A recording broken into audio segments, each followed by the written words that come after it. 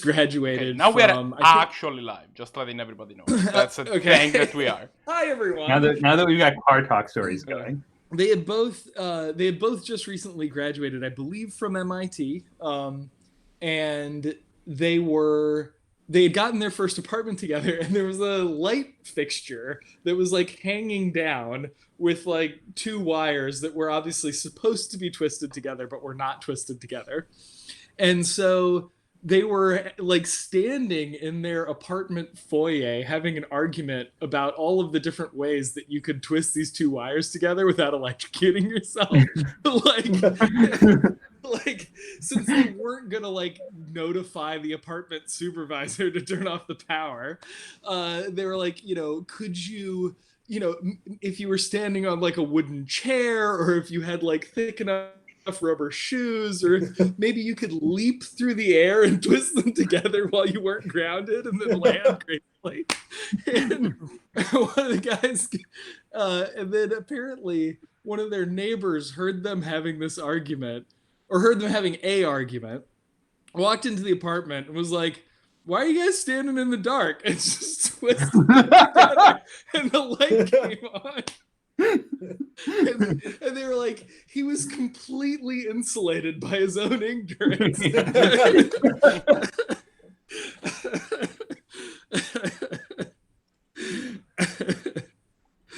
Oh man, I miss those awesome guys. I think one of them's still alive. The other guy died a while ago.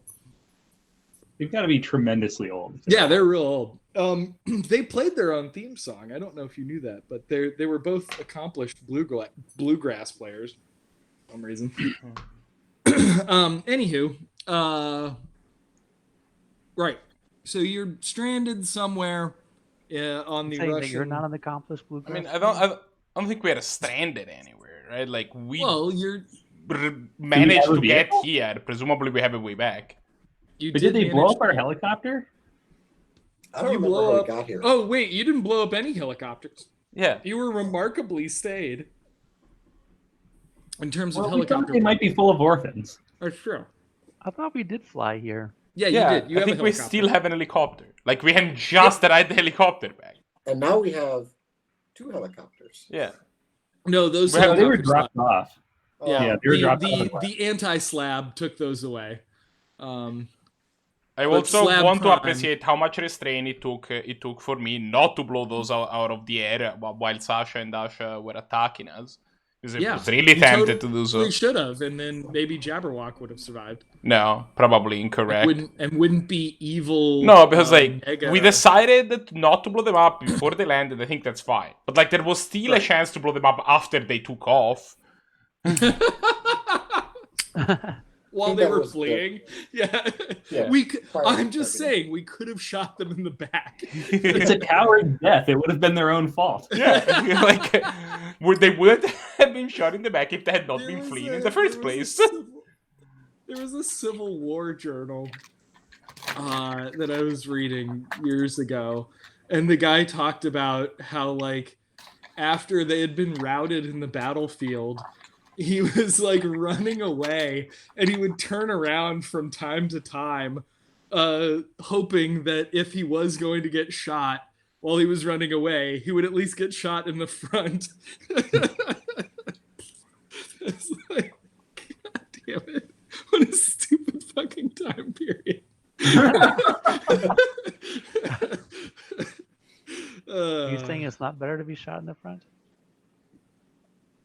Well, you want to be shot in the front. You don't want to be shot on the back. That would be a disgrace. He described it as he would rather not die from so disgraceful a wound. Ah. Yeah. See, it's all about honor. Huh? Mm-hmm. How I feel about it. All right, let's take this helicopter back to But top. I also like the idea of being shot, like, obviously running away. But like running backwards. Right. It's like there's just this trail of like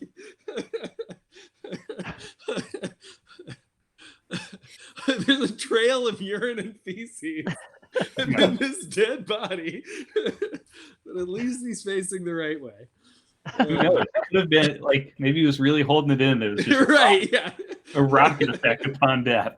At least his tombstone can say faces face the right way. In the end, face whatever.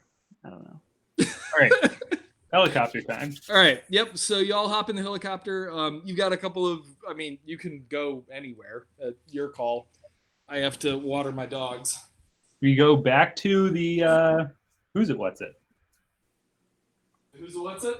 The car. Okay. Awesome. All right. We need to go find Thunder.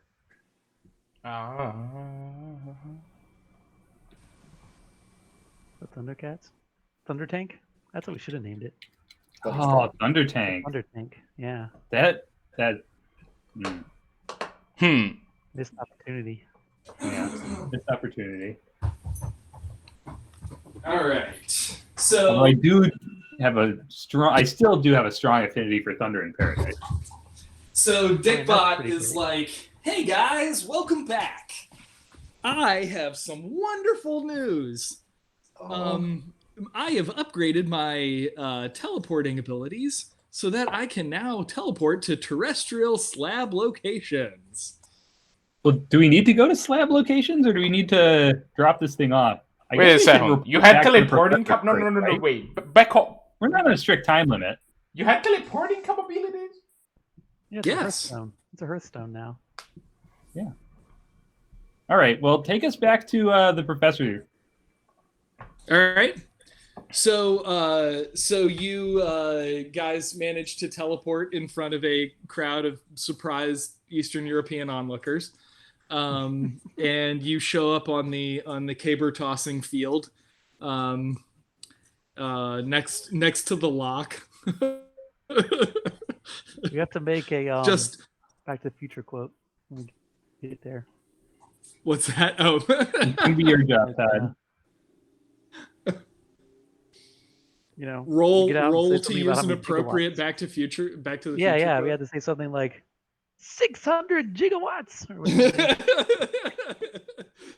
Oh man, that's my favorite. It seems like the kind of language that might get you punched in Scotland. Be real careful. Tied for language most likely to get you punched in Scotland with every other language. All right, so, oh man, it got warm in here. I'm wearing my enormous cable knit sweater. Your knives out sweater. Dun, dun, dun, Yep, dun, dun, dun. my sexy Chris Evans sweater. Here, I'll put on a trucker cap to even it out. There we go. No. Now we're back. To Thanks. If we're putting on hats, Oh, nice! You got your Menards hat. I've got my CA Bars contractor. My neighbor works for them, so I get free hats. I literally do not believe I own a baseball cap. What? Well, And when that's you how we have know you're not hair. Menard. What? They're very inconvenient. The more hair you have, the less wearable they are. Yeah. That's So, like, true. I can no longer wear a baseball cap because Because there's just too much hair. this does that. Like, Yeah, my straight brother. out the side. Do you remember when my brother had really long hair and he used to wear baseball caps and it would go like that, and then when he took Yeah. his hat off, he looked like Wolverine, Yeah. like cartoon Wolverine, For because he had most the of my like. life, this has been a significant problem that I just cannot wear a Double hair baseball horns. cap because I look insane. What are you gonna do when you finally have to cut your hair, Josh? Since Who's gonna your make hair you? is made of adamantium, Who's going to make me? right? Yeah, like, what do you I'm mean an when you executive. finally have to? Yeah. That's- God executive. gave me this hair, and if he wants it gone, he can fucking cut it himself. Yeah, we'll buy 2 or 3 trimmers. Right. Burn them out in order. Oh man. No, I have never gone from long hair to short hair without burning out at least one trimmer. You should buy better trimmers. You can afford them. That's right. Maybe I can now. But the last time I did this, it was in college. That's true. When you were sort of working for a coffee shop that was the worst run coffee shop in the known universe. It wasn't badly run. It was run to the detriment of customers. Right. But by But intention. because that was that was written in Latin over the door. Seek semper dickwad. Yeah. What's the buyer beware? The Caveat emptor. Yeah, caveat emptor. Semper caveat emptor. So were you making coffee, Josh? Yeah, I'm trying to picture that myself. He didn't do anything. It was the worst. That's not true. That's actually not true. I worked it. I did know how to operate the espresso machine and did so. Right. I worked the deep fryer and the grill. There you go. I also made milkshakes. Look at that. We I also barely poisoned had anyone. cookie dough, which we would put through the Salamander. the irradiator thing. Salamander. Oh, yeah. Is that what that's called? I don't know. Banberry. But yes, I was entirely adept and proficient. Like, we never served bad food. Right. We just served it. Just served it badly? We just also served it with verbal abuse. That seems fine. The full Parisian experience. Yeah, exactly. Exactly. It was very European. Right. The European on the call goes, Nice. It's very European in that a bunch of astrophysicists were working in a coffee shop. That's right. Oh. That's right. We baristas with a probably median 165 IQ. All right. So you managed to get back to the estate. There's a few unconscious bodies laying about from Dr. Robertson's morning fist fight, and you sort of waltz into the fighting atrium, and he's like, "Oh, good to see you, laddies. I'm so glad that you've returned within time to avert the destruction of the earth." Yeah, that's one of my favorite things too. Yeah, that's exactly what we've done. Do you have the object with you? I demand that he pick a hand. Yeah. We're just in the nick of time. We're probably only like 20 to 30 years. Oh, he has to pick a hand. Yeah, he has to pick a hand. Are these hands actual hands, first of all? And in what dimensions do they exist? He observes two conventionally located hands. Right. Okay. He picks the one on the right. All right. I turn it up. There's a rubber duck in it. Nice. That's, he just sort of, he gives you the just as if you were an 8-year-old demonstrating a simple card trick clap. Gives you a nice ooh and ah. All right. As friendly as he's capable of. Yeah. So he takes the tablet off of you, and he says, "Oh, this is perfect. This is exactly what we need. I can't tell you how long I've been looking for this." And in that moment, what's that? Leo Spaceman. Yep. In that moment, he transforms from the gentle fist fighter that you knew into obviously one of the aliens that you've seen before. Yeah, checks out. Okay. And he says, "Thank you so much for your help. My name is..." Are you a religious zealot guy? What's that? Is he a religious zealot guy? No, he's not. Okay. He says, "My name is Chuckles, the satirist. Thank you for finding my tablet. I lost it on this planet a very long time ago." Are you, and this is important, going to blow up the planet now that you have that? I am absolutely not going to blow up the planet. Oh, good. That saves time. Oh, good. And the only way that I can prove the only way that I can prove the line of succession that will keep your planet from being blown up is on this tablet here. I'm Sorry so about glad. the ruse, but if I had hit you with all of that all at once, it would have been an enormous amount of explaining to do. I am glad that this man clearly has, narrative convenience in mind when. I'm honestly just glad you didn't turn out to be a douchebag. Nope. For once, someone transformed into something that's not trying to kill you. That's not a douchebag. As a GM, I am turning over a new leaf. The things can sometimes turn out okay leaf. The not everything's trying to kill you leaf. Yeah, okay. That sounds... No, sorry. Go ahead. No, you're fine. So he was like, for delicate diplomatic reasons, I probably shouldn't be the one to return this. So I'm going to leave that task back up to you. But just know, it's probably for the best that no one else in the SLAB organization knows that I'm not actually Dr. Robertson, the lovable fist-fighting Scotsman. Wait, does that mean that there was a Dr. Robertson and you took his place? And if so, what happened to him? I didn't murder him. He died of natural causes. Okay.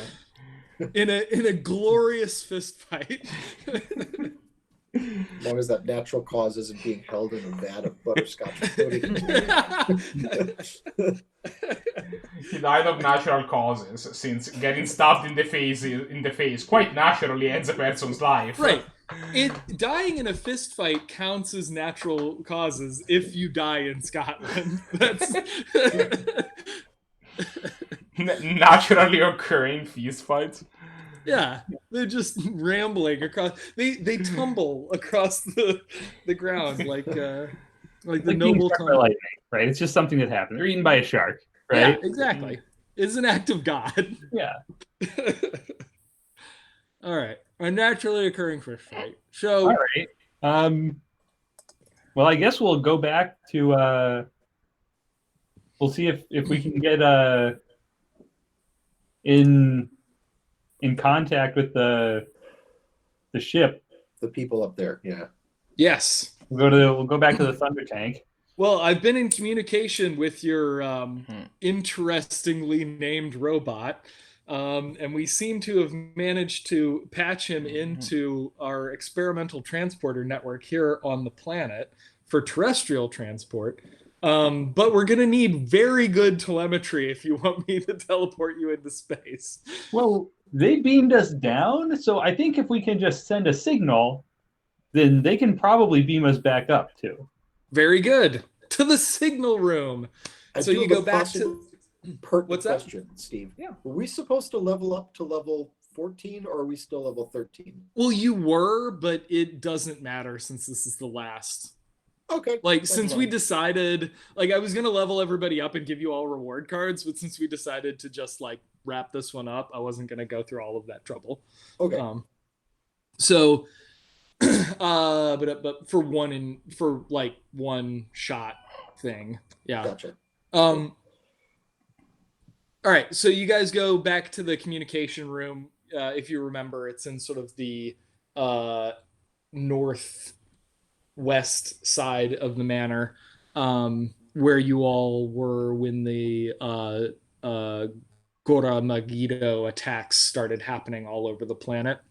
And all the communication equipment is still arrayed there. And so Dr. Robertson manages to the entity formerly known as Dr. Robertson manages to patch Dickbot into the communication software there.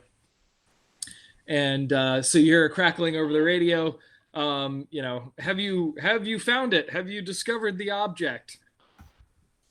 Yes. Yeah, it's right here. Outstanding. Beaming you up now. And you all sort of make lovely teleporter noises. You're doing this. This isn't happening. Yeah.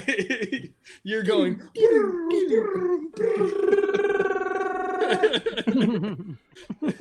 The process is completely silent and very painful. You arrive in the transporter room just as the trap doors are closing, where your corpses have been dropped in prestige style into drowning tanks. Yep.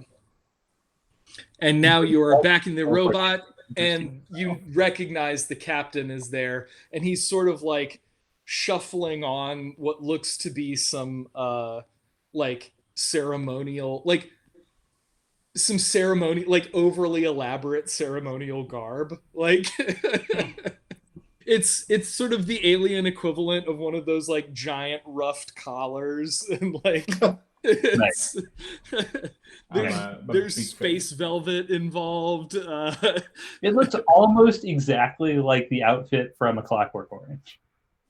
Yeah. It is pretty much that, but totally sci-fi. It's blowing your minds. Yeah. It's silver. Yeah. It's a Mylar Clockwork Orange. It's very crinkly. That's part of the pomp and circumstance, is you have to sort of crinkle around. And he's got like, the alien equivalent of a velvet pillow to place the document on.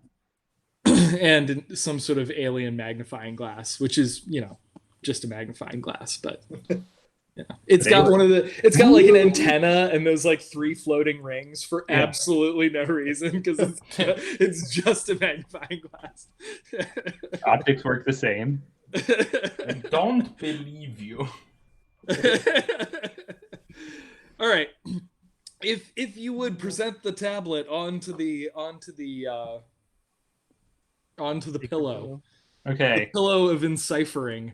Red reaches into his pocket Decipherment. and places the rubber duck on the pillow. Oh, sorry. Wrong pocket. Wrong pocket. Pick a hand. All right. So the alien, there's a few other dignitary aliens there, and they whip out the magnifying glass, and they all kind of read it, and they all sort of confer amongst themselves for a little while. But everything seems satisfactory. Everything seems hunky-dory.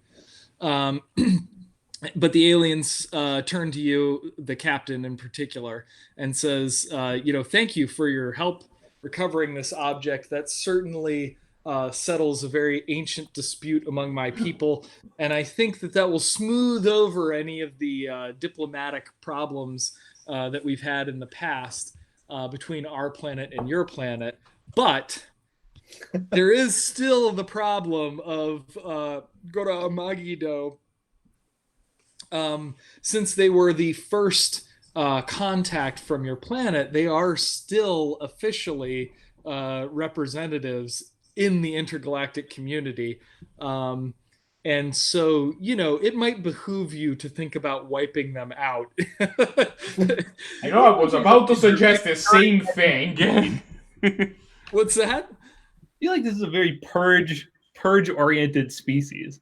Yes. Well, I mean, that's literally... That's the home business. Like, that's what their whole planet does. When all you have is a species purging machine, every problem looks like a race that it will purged.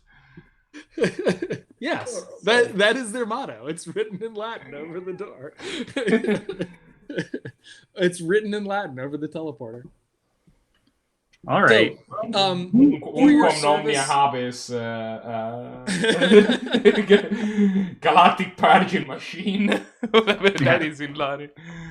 So for your services to both of our people, we would like to bestow upon you certain gifts. And this is where they give you your various things that are going to grant you abilities in the future, should we come back to this.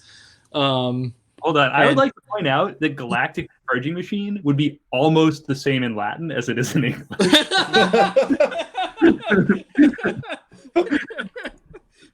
Other than the ing, yeah, it would be Purgando, right? Or Yeah.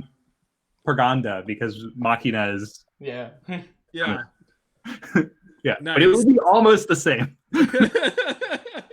Galactica Purganda Machina. Galactic Purganda. Yeah. I love it when a plan comes together. Well, I don't know that used the gerundive. Isn't galactic? That's Romanized Greek, right? Yeah, it would have to be because it's got an X in it. What would it be? It could be something like whatever celestial is the Latin word. Like that would probably be the closest thing. Because cosmic is also Greek. Yeah. What would it be if not gerundive, Marco? Because gerundive is the declension of the infinitive, right? Like that is what it is. I think it would be I think it would have to make an adjective like purgatorial or something like that. Yeah. Well, that's neither here nor there. It's clearly a command. Something like that. It's plausible, though. It's plausible. So each of you is given a like gizmo. A gizmo that is sort of the alien's understanding of your personality, right? So threads is like a even for threads comedically large bow tie. It is bright yellow and covered in red spots. And then let's see. They'll treasure it always. I am definitely going to treasure this at least for the next 10 minutes. Yes. Like an acid flower. And then I mean, these are imbued with certain, alien essences, if you know what I mean. And then for Whisper, yours is like what would you? So those like comedy megaphones that look like megaphones but just play various sounds. Those are just megaphones with pre-programmed sounds, but go on. but it doesn't even behave as a megaphone. Like you can't actually talk. It just plays noises. Yeah. So yours is basically an alien version of one of those. It only plays La Cucaracha. La Cucaracha and various very rude noises. And then for Jabberwock, yours is like what was an attempt to make like a very tasteful hookah, but definitely looks like something you would just find in someone's college dorm room. It's a regular hookah. Right, yeah. It's a regular hookah, which are always just an attempt to make a tasteful hookah. Right. Like nobody wants to make a non-tasteful hookah. It's just that most people fail. Right. No one sets out with that goal. Yeah. Yep. Unless you're an actual sultan, like it's very difficult to have a tasteful hookah. That's true. I mean, it would be ridiculously expensive to even go down that road. And then let's see who's left. I guess every person is left. And so yours, they've never really quite known what to make of you. It's fair. So which is pretty common. Yeah. It's just a signed headshot of the Mr. Pillow guy. Yeah. Who's this for? The COVID task force. It's a gift Everyone. bag from Bed Bath & Beyond. No, not everyone. Everyone. Yeah. It's just it's some bath bombs, some lotion, some very nice shampoo. Right. This is the median gift for all of humanity, right? Yes. Right. Exactly. Yes. That's sort of what they were going for is like they got access to Google and just typed in gift. Yeah. Honestly, you should probably also have gotten socks in some way, shape, or form. That's Right. just a truly inappropriate number of socks. Yeah. Five socks. They're all identical. I don't know if you've been to Target, but Target is selling 8 packs of socks, but they're not referring to them as any holiday. It's just it was vague and just a incredibly strange way to have it. I should have taken a picture. It was just like December time sock now. Is it December time 8 packs of socks holiday? And it's like What? Like generic holiday themed song. I don't think you're saying exactly what I think it is you're saying. So like Josh, you know my father. My dad is a very intelligent guy, but he has some serious blind spots. And there was that. But they're caused by neutrinos. So. What's that? Yes, the neutrino. But he can see a neutrino, yes. Yeah. Oh yeah. Well, they cause neutrino blindness. Right. It's a flash. Like cause the blindness. Yeah. What he actually sees is just neutrinos. Yeah. Yeah. The 2 that hit his eyes were actual protons. So there was a commercial that like I think it was Heineken did years ago, where like this guy wrapped up a 6-pack of Heineken and put a bow on it. And then like you could see him sort of slightly conflicted and tempted. And then he just like ripped a little hole in the bag and took a beer out, right? And the tagline for the commercial was like, you know, the Heineken's 5-pack. And my dad was like, why the hell would anyone want a 5-pack?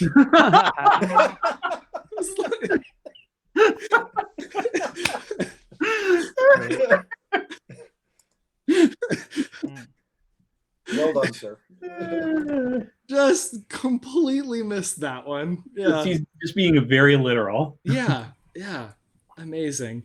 And then the other one, they were interviewing Junior Johnson, who was a NASCAR driver. I'm sure you're all familiar with the famous Junior Johnson. Yeah. And in his thick drawl, he was like, you know, they had just come back to the History Channel from a commercial, and he was like, I do believe the fastest car I ever drove was a moonshining car. And my sister and brother and I were just like rolling around on the floor laughing. And my dad could not figure out what was funny. It probably was. Those cars. This man is a professional race car driver, and he is claiming that the fastest car he ever drove was a moonshining car. Whatever. Anyway, you all take your wonderful gifts. I wear it out. Yep. I don't even need a receipt. There you go.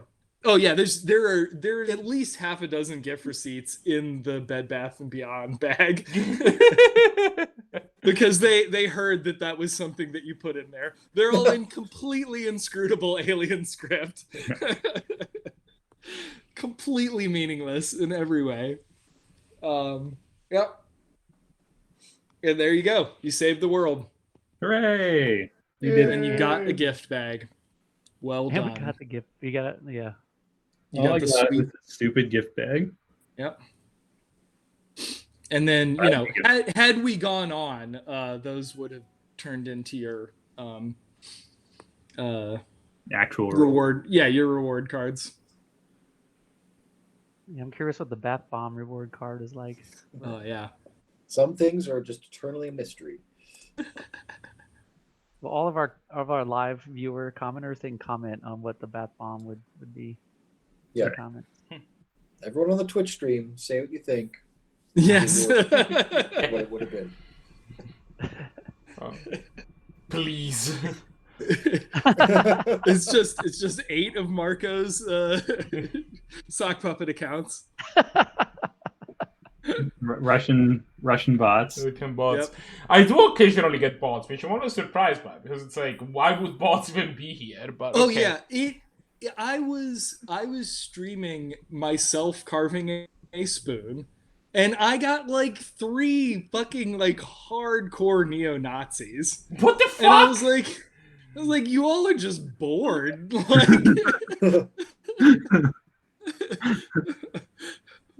like why would you? What? I don't know what the overlap is. Well, they like soup, I guess. I guess, yeah. Oh man, you can eat your sauerkraut with this, you son of a bitch. That's right. And it's not like they were subtle about it. One of the guys was like, it was like, I think his name was actually Hitler. I think it was Hitler _1488. I was like, you're not even trying to like sneak in here, buddy. That's not a dog whistle. That's the Right. megaphone from before. That's just throwing a dog at someone. Just playing Deutschland über alles at top dog. It's like, come on, buddy. I'm trying to make a spoon here. Just yeah, exactly. Get the fuck out of my stream. I feel kind of dirty having a Nazi watch me carve a spoon. All right. So, Josh, what's the plan? So in I guess 2 weeks we will do a like session 0 type of game. Okay. For it'll be a world anew. Okay. It'll be starting at level 1. Ooh. And it will be a very dungeon crawly experience. That's what you were saying. This is like entering a dungeon and crawling the whole time. So it will be there will be some connective tissue. Okay. But it will be very kind of dungeon centric. And this is based around like life force management. Well, so I don't know. I mean, like, we'll have to see how it goes. Part of it is going to be like figuring out tuning of things, but I mean, we'll just see how it goes. Oh, sorry, I had a really this is slightly unrelated but kind of related. I had an interesting idea for a level 20 like slab perk, which is that you could kind of mecha all of your characters together. Oh.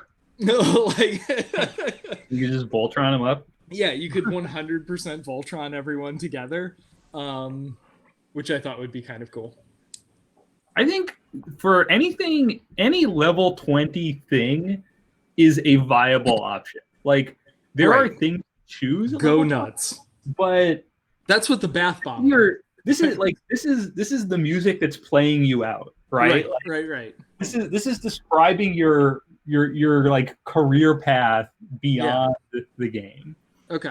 Well, then maybe it's a level 15 perk.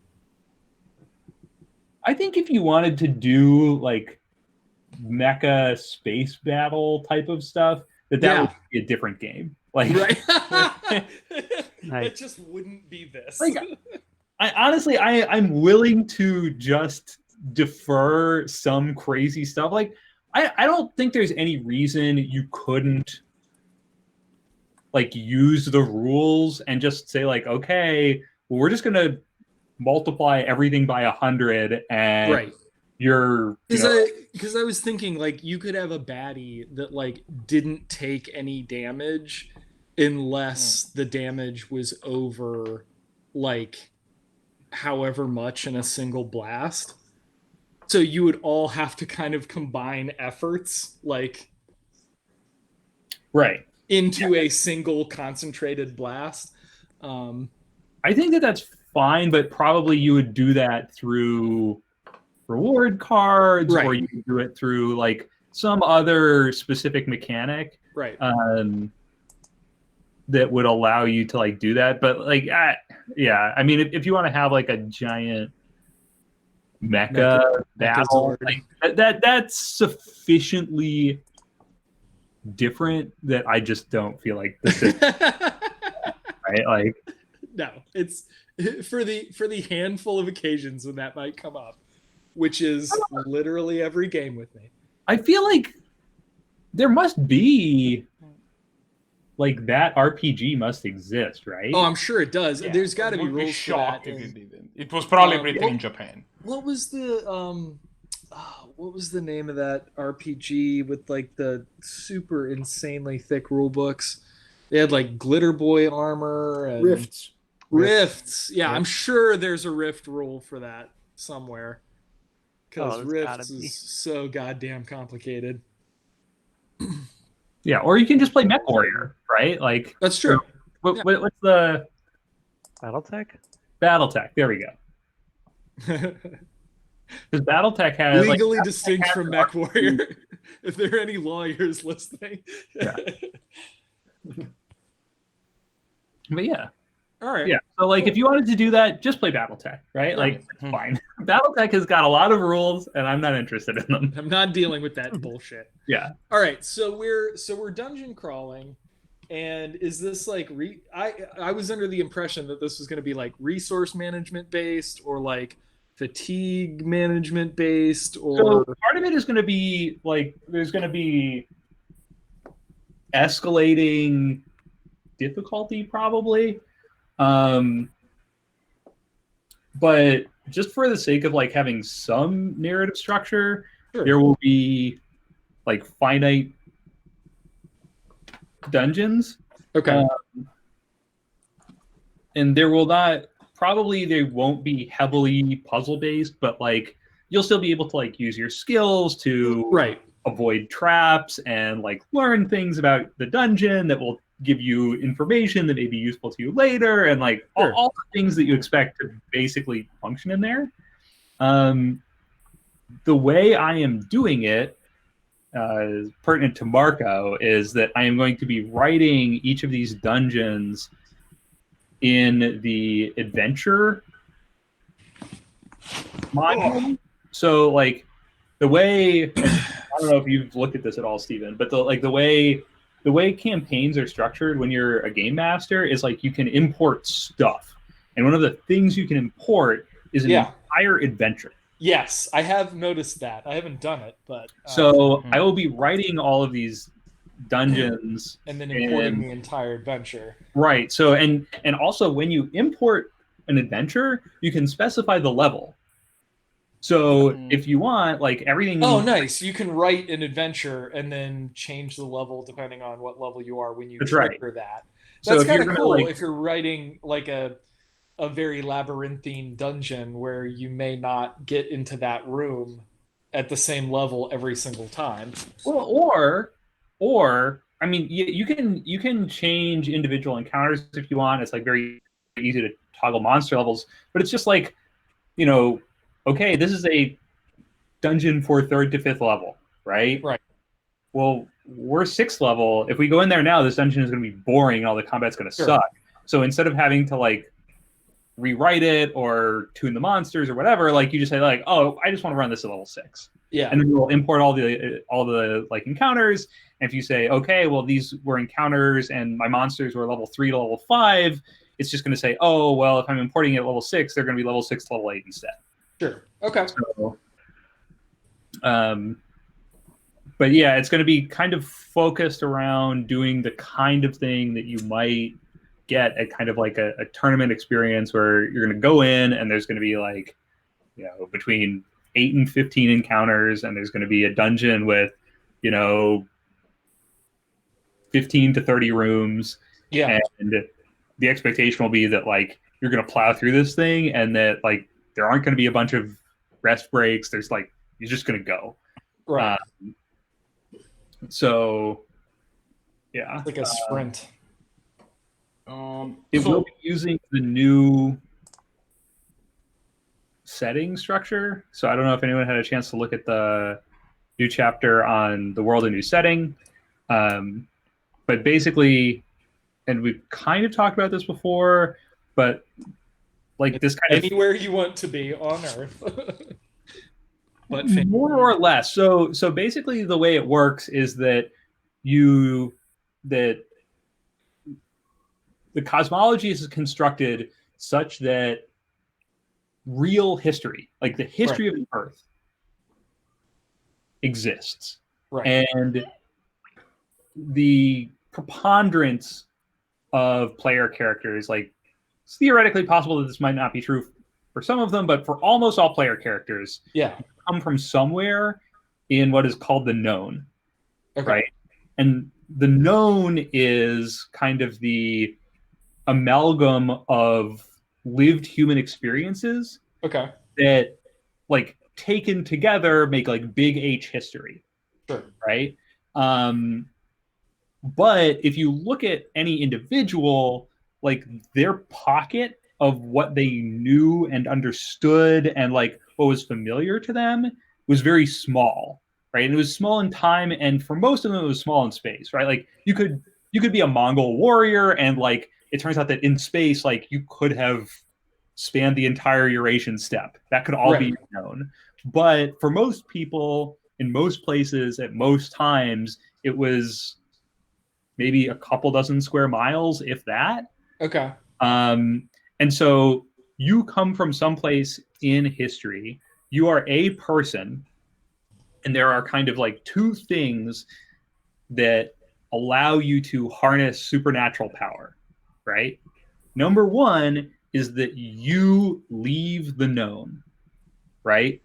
You have to leave home to go on a quest, right? Like you get blown off course and you have to sail around the Mediterranean and fight monsters for a million years, right? Like that can happen. Yeah. Like all the things, right? So like you are by choice or by accident thrust into adventuring, right? Literally, you are journeying forth, right? Yes. And then the other component for supernatural power is the same thing it's always been, which is that you come to some galvanizing realization about the nature of yourself, the universe, and your relationship to it, right? And so like this combination of forces where you enter the unknown, right, which is like a separate cosmological state, right? And this kind of journey of discovery allow you to tap into things that, because of the nature of the unknown, like allow you to harness supernatural power. So this is very similar to like a lot of Greek and Roman mythology, which is where like the door, like the difference between being a normal person and someone who is like involved with gods and shit is like sometimes those just elide from one into the other. Like and that, like, so that's important, right? That like the like at some point you are where you know, like where things are normal. Right. And then at some point later, you're pretty sure things are different, but where you cross that line is often you're not 100%. Yeah. And I imagine for some folks it would be very clear, like you got Rip Van Winkled, or Odysseus style, right? But like, so essentially, this is trying to, the way the setting is structured now, like if Dungeons and Dragons and most RPGs have their frame of reference as some sort of like genre fiction, right? So Dungeons and Dragons was like the fantasy tradition of primarily the 1950s and 60s, right? And going back to like, you know, the 20s and 30s, but like only because those people were basically discovered in the 50s and 60s, right?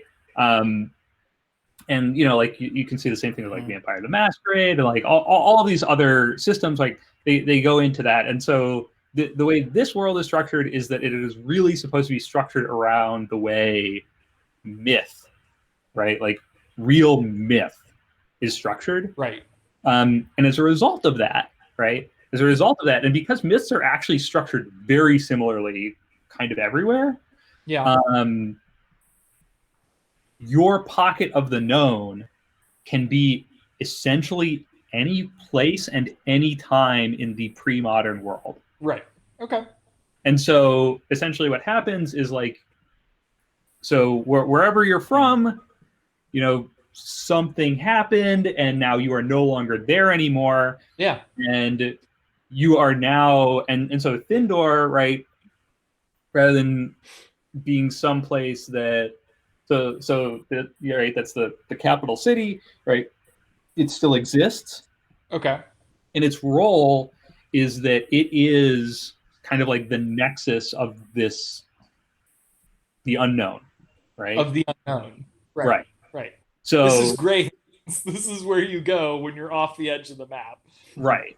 So yeah, so like this is El Dorado, this is the city of Babel, this is Atlantis. Yeah. Right? Yeah. So like, you know, like there are a lot of different names, but they're all talking about the same thing. Just like you can talk about Jupiter and Zeus, and you're really talking about the same guy. Right? Yeah. This is Prester John's kingdom. Exactly. And so like if what you want to do is go find the kingdom of Prester John, right? Like, okay, that probably means that you are from Europe and you need to go into the East. And you may or may not pass through Thindor to get there, but like it's very clear that you're going out of the mundane world into the unknown. Right? Oh, that's really cool because that opens up so many good baddies. Like in terms of things that you can fight, like barnacle geese and vegetable lambs of Tartary, and like all kinds of mythological creatures that like just sort of that are always over there, you know, that no one saw, but they were just over there. Right. And it's like if you want to go to the land of the pharaohs, right? Like it doesn't matter that there have been no pharaohs for thousands of years. You that just go there. Right? Like it's there because you think it's there, right? And like you can strike out, and that is in the unknown. Yeah. Okay. And then that's cool. It's difficult to get back home, right? And like that's another kind of essential quality of it is that like you can do it. Like you can get back home and you can like complete your journey, right? But it's difficult, right? Yeah. People who go there don't come back. Yeah. So that's the structure of the cosmology.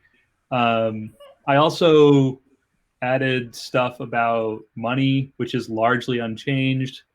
And probably won't matter much in a dungeon. Well, so we're not going to run into a lot of merchants while. Oh, hey! Speaking of which, we got a bot in chat. I'm gonna ban them. Just what? You got a bot. Yeah.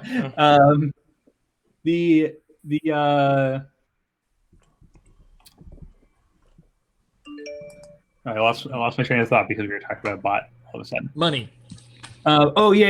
So so there's money, right? So like, but it turns out that if you have a heroic motive, right? Yeah. Like money can be useful. Mm-hmm. Yeah. So the games that I have tended to run were kind of very not money based. One we were playing on a super accelerated timeline. Right. And two, they had kind of a very kind of clearly delineated narrative, and the characters fit into that, but like nobody was trying to become like a prince or raise an army or like do all of the things for which money turns out to be useful, right? Like money can be exchanged for goods and services, right? So very generically, at least according to Homer Simpson. Yeah, exactly. It's Homer Simpson's brain, right? So like if it turns out that there's something that you want to do with money, right? Like there's still no real link between money and supernatural power. Those things are kind of orthogonal to each other. Sure. But like I put in like, okay, like money. Well, there are certainly reasons why people would go into the unknown that would be to acquire riches for a whole pantheon of reasons. Exactly. So now it's like, okay, there's gold, silver, and copper. a silver is like an ordinary day's wage for like an ordinary dude, and that's like about $80. Right. One gold coin is like $1,000, and then like 1/12 of a silver coin is a copper coin, and then copper coins are further broken down into smaller copper coins, which are known as bits. Okay. Right? And there's 8 bits. Bitcoins. Yes. Twitch I get it. themed adventure. Yeah. So you acquire as much currency and/or cryptocurrency as you want. Ripped from today's headlines. Yeah. A cryptid currency, actually. But also because like these are all actual denominations of currency that were relatively common like throughout a lot of history. Yeah. And like a quarter is having a coin that was a day's wages was a really useful thing to have around. And it was so always like approximately a 1 ounce silver coin. Yeah. Like it turns out that is a pretty useful amount of silver. Yeah. Like it's weird that like throughout not almost all, but throughout a very significant portion of human history, there was this coin that was like approximately a 1 ounce silver coin. Yeah. It was a day's wage, and like it bought you roughly $80 worth of stuff. In current dollars. Like really, really consistently. Weird that it's that consistent, but for some reason it was. Yeah. So that's also because most of human history could fit in a bathtub. Well, maybe, but it's so yeah, I've been working on that. Okay, cool. I like it. And then we're gonna have the guy who certified me for level 1 as our 4th player. Oh, nice. Who are we losing? Me, Marco. Oh. I mentioned this to you. Oh, right. So skedaddling. I have. Wait, is that Austin? Is Austin joining me on? No, Topher. Oh, Topher. Right. Okay. That's awesome. So I technically there's 3 more Mondays that I'm gonna be around. The 23rd, which is my birthday, by the way. Nice. And then the 30th and the 7th. After which I will be leaving on Wednesday, December the 9th. So I don't know exactly where that leaves me in terms of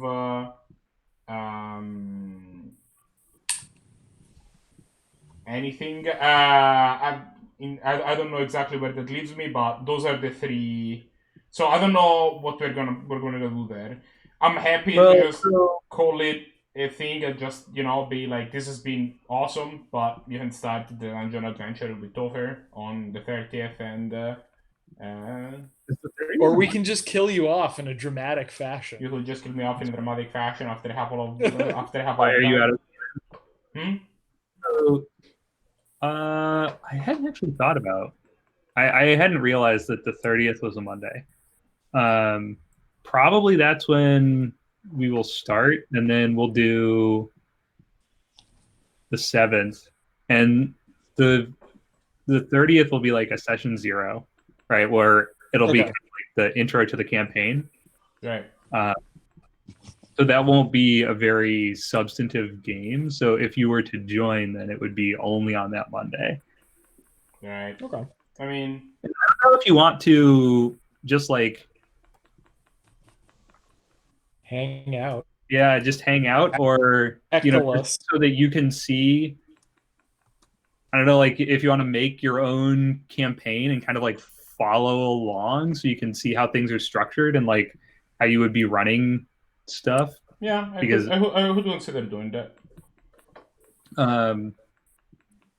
Because you'll be working with all new players. Right. I will also, it seems, be running a game for Joe and my sister and one of her friends, and probably some 4th person yet to be determined on a different day of the week, and I will be running them through the same campaign. Oh, nice. So that will be Oh, interesting. great. That's what we need. Well, the Spoilers. other group. Yeah. Yeah, the other group had no problem with this at all. No problem at all. Exactly. I need to say that a lot. So steel yourself mentally for that, Matt, of being compared unfavorably to the other group. Yeah, we got locked in the thing, and they're like, the other group just, murdered everyone. I don't know what your problem is. Yeah. Whatever it was. Remember those times when murdering everybody wasn't plan A? Like, Yeah, I guess they could get that beat out of us. I don't know. I do like that. You still have PTSD from getting locked in a courtyard, fired down upon. Maybe the other group hadn't done so well there. Real embarrassment to the cause. They had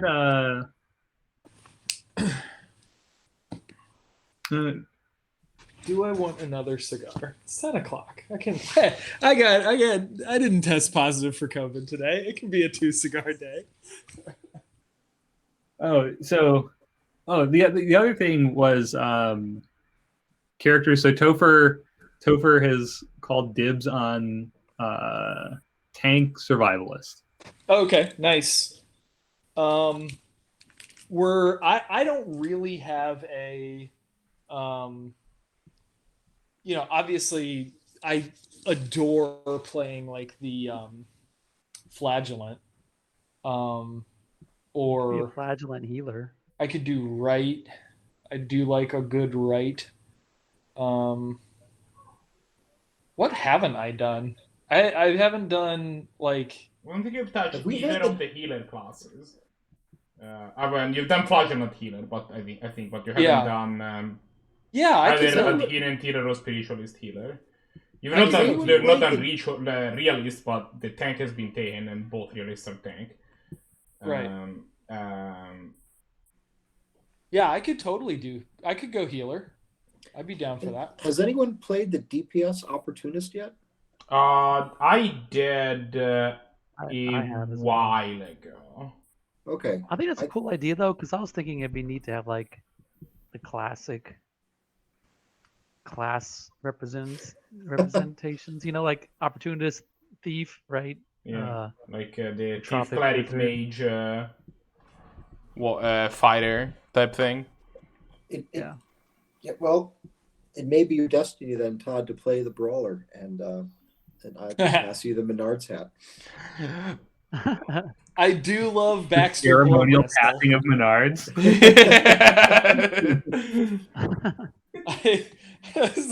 I was imagining the other day that like outside of the Menards store, there's like a greeter, like a Walmart greeter, and they just go Menards to everyone that comes in. Just tip the hat and say Menards. And that's it. That's everything that needs to be said in this scenario. That's their entire job. Yeah. I approve this message. Yes.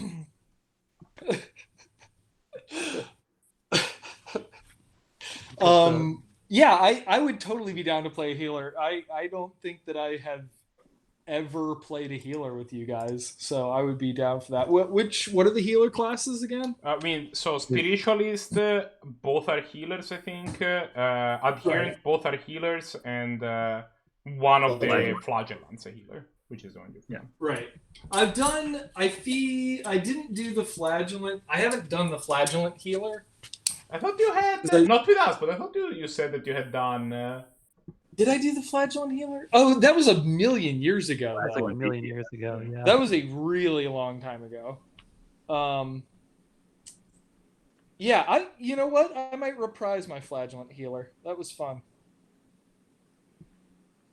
If that's okay. I just love the flagellant since I'm Catholic. It is the most Catholic of all the character classes. Josh was thinking of me. Well, Kind of. Let me be totally honest with you. Yes. Yeah, I mean, not directly, but like it is like that's the one thing that like that literally existed. Like that is a literal system of belief. Yep. Yeah. Yeah. Oh yeah. Right? That's Like, right, the But Black it Plague or also something. works brilliantly when you just turn it to 11 and like actually make it work in a fantasy setting. right.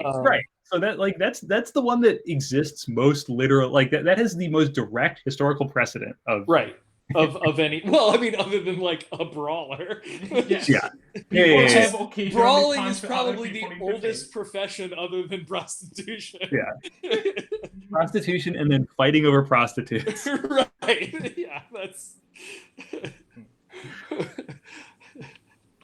and throwing things at things. I think it goes like this. It's prostitution, fighting over prostitutes, betting on the people that are fighting over prostitutes. Yes. Yeah, professional gambler was the third profession. Or bookie, I guess, right? Legislating the gambling that's happening, and then it goes from there. I think that is the... That's the invention of human government. Was, boy, this gambling is really getting out of hand. That's true. If you follow that line, you do a much better understanding of the purpose and basis of secular law than almost anyone has.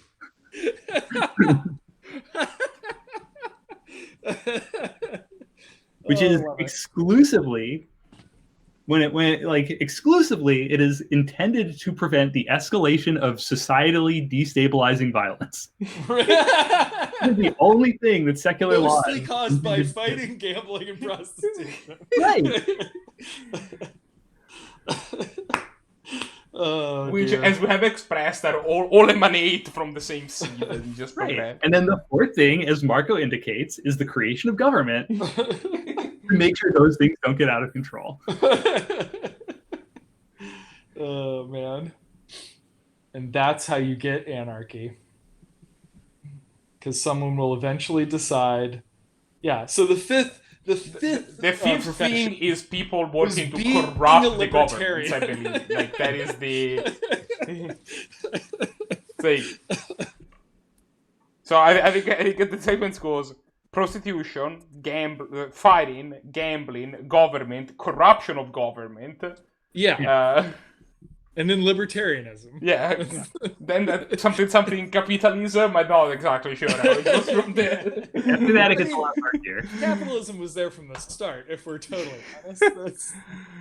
It's more like the background that we are drawing this field rules. Yeah, right, yes. This is the canvas upon which this is painted. Oh, man. I saw something the other day. The other thing that I've been doing, because writing all of these like dungeons is really hard, but I don't want to take my brain like out of the game, is I've been doodling like card arts. Oh, just to amuse myself. So I've got, I don't know if these are going to work at all. Oh yeah, you should send me digital versions of those, and then you should send me digital photos of those, and then I can make digital versions. Let me see if I can actually make this. Yeah. This one, nice. I started with realist. Nice. You can start like, I'm kind of like, this is encroaching oblivion. Man. This is encroaching oblivion, which is like a crazy moon man, like ruining somebody, scaring the crap out of someone. Yeah. Let's see, what do I got? It wasn't that the plot of a Zelda game? Probably. This one is fluctuating uncertainty, and nice. It's not clear from this illustration, but this is like half. This thing is half in profile and half in front view. Nice. So it's like one of the face optical illusions. I couldn't figure out what I wanted to do for Inescapable Having Truth your for a long time. But then I came up with this one, which I was pretty pleased with. I went through several iterations before I came up with it, which is just a broken egg. But then like this, they're in the place of a yolk, there's like a skull floating in it. Just hold it up a little. Oh, nice. Yeah. Oh, okay. That would be really cool in the style of what's that guy's name? Gory, I think was his last name. These are all doodled by me when I'm distracted from when I'm trying to like keep my brain from melting from like doing all of this dungeon math and like description writing for all of this stuff. And then The key because is we were going to have survivalist, I started with those. So I've got these ones, which are much more literal because survivalists aren't as weird, right? Yes. Oh, sorry. It's like the realist you're gonna like. This is the difference between like if you were to contract magic artists to do the thing, all of the arts from the realist would be done by Seb McKinnon, and all of the arts for the survivalists would be done by some schmuck. I don't even know. Probably by Boris Vallejo. This one Probably by Boris Vallejo. Yeah. This is Baron a Headlock. Nice. That I was pretty pleased with. Right? Did I send you guys the shower curtains that I found? Nice. What is that? That's crushed. So that's like, you know, like your face is about to get stepped on. And this thing's used for that. Oh, this is literally peekaboo, here comes my foot. Yeah, this is literally peekaboo, here comes my foot. So that's the other thing I've been doing.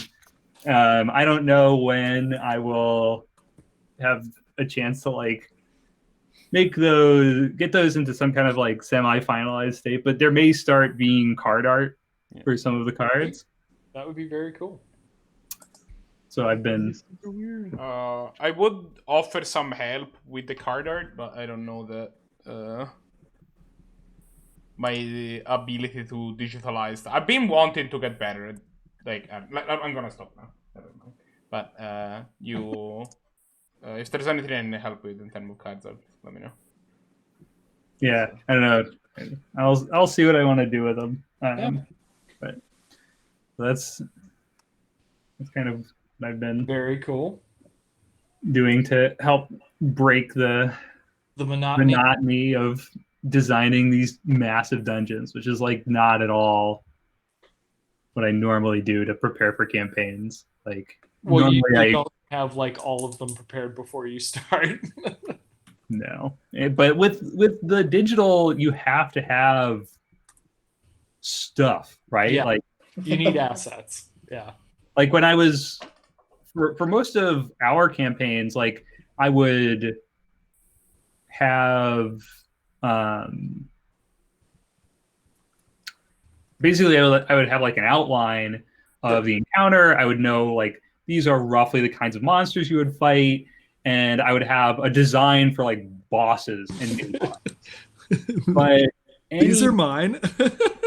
I mean, any routine chump that you just bought, like any gang, any regular guy, like the reason the monster builder is so easy to use, so that you can do I that would on have the this fly. notion. I'd be like, oh, this is roughly what I want. I want it to be like a level 3 guy. I want him to have more might than vitality, and this is like the kind of attack power he has, and it would take me 20 seconds to fill it out. But like if I have to formalize it and it has to be like written in a way that somebody else could use it, I was like, oh, what a pain in the ass. Then it becomes exponentially more. It takes like 20 times longer to do that than just, click a few buttons.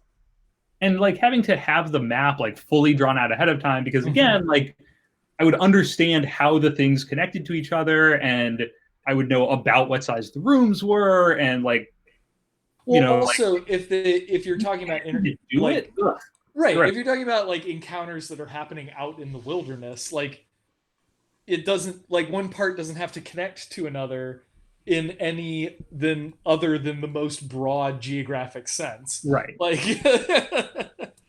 but if you have like solid walls of stone or whatever on all sides, they do actually have to connect to each other in a way that makes some amount of sense.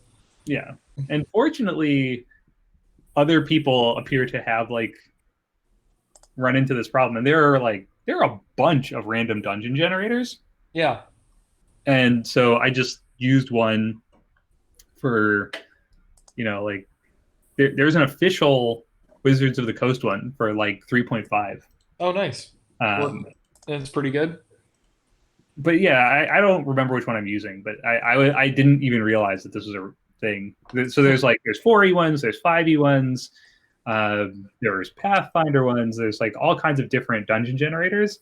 And none of it matters to me because like I'm just kind of going through and saying like, okay, these are the shapes of the rooms, and this is the number of fights, and like this is where they are relative to each other, and like that's all fine, right? Like that's all I need, and then I fill in all the details. But just having to go through and construct all of that from scratch. Yeah. I've done like a quarter of the first dungeon, and I mean, at least I have my method now. So like I had to figure out how I was going to do it first. And now that I'm like actually into it, it's not horrible, but it still definitely like requires doodle breaks. Yeah. Cool. Excited to be a flagellant again. My home territory. I like how I tried to suggest that you could do one of the other healer classes. Absolutely and not. You immediately okay. Well, I mean, it has literally been at this point probably like 5 years since I. Yeah. To be fair, we've played. I think both adherent options have been played recently. I think it was at Todd's house. I think it was the earliest build of World Anew, and I think I was very drunk. Were there cards? No.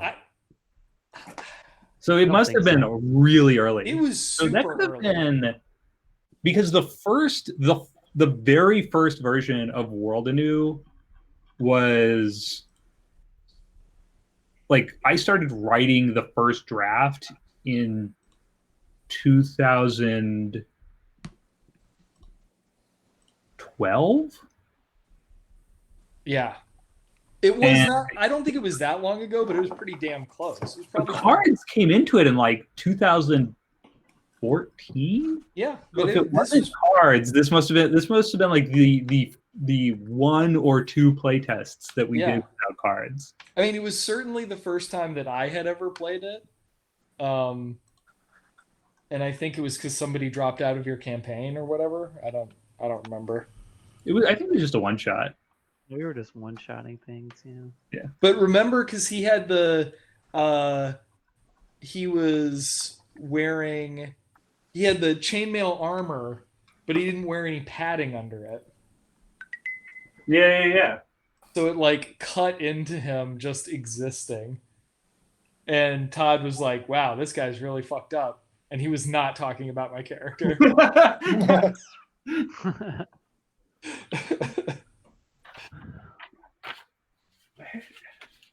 I just saw these.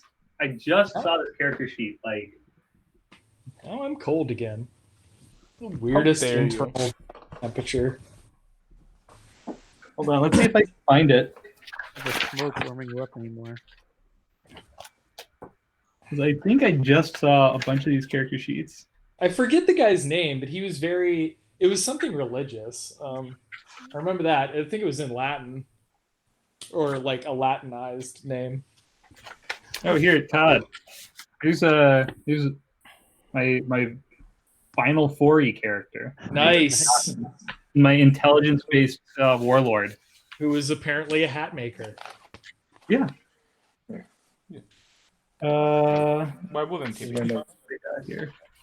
This is page 1. What, adventurer can't make hats on the side? Yeah. What are you showing us, Matt? I missed it. So this is, I go through my notebook and I found this is my first mention I've got of World Anew. I have no idea what I'm writing about, but it says survivalist tank, thermomancer control. Nice. I'm like what people were playing or. What do I have? My folder's right here. Mine is scattered to the winds. Alright. Who's Estia? Ignoring for a second all of these lists of magic cards I need. Which I have plenty. Hold on. It says Steven on it, I think.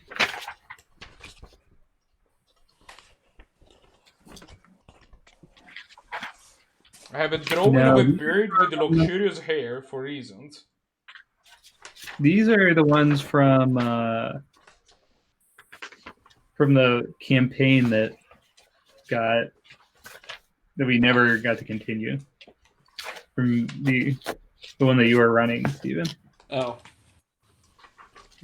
We only got like 2 or 3 sessions in. That can happen. Here's Logan. This looks like your handwriting. This is a survivalist. Me? I think so. Oh yeah, I do sort of vaguely remember being a survivalist. Oh hey, I have the original. I have the original. I have the. That could be me. Yeah. What's it called? The character sheet for the character that ran in that famous Thanksgiving one shot 20,000 years ago. I don't think I have the character. I have the monster sheets for I don't that. think I was there for that. Was I there for that? I don't know if you ran that one. I remember. I remember. I think Joe was running a flagellant, so I'm assuming you weren't, because otherwise you would have been running a flagellant. Right. This is the notes they took that time. Oh, is that thing we had, the owl thing? Oh, nice. Yeah, Yes. the owl thing. Here it is. Nice. It's a flagellant. Oh, that's right, because I named him after a famous flagellant monk from the 11th century. Yeah. Man. That's old. Remarkably similar in a lot of ways. The stats were power, skill, vitality, and luck. Before I had realized that just using the words power and skill to mean 2 completely different things was not ideal.